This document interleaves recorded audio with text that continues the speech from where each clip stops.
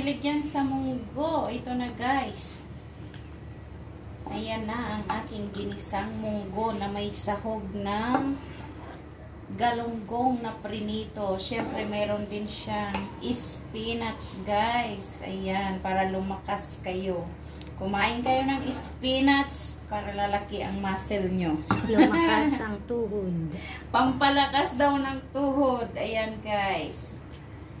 So, kumain tayo ng ginisang munggo na may spinach at galunggong na sahog. Ayan. Prinito muna, guys, para mas malasa siya. Ayan, so luto na. Pwede na tayong kumain.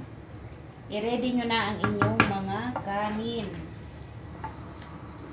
Ayan, ang sarap guys. Nangangamoy na siya.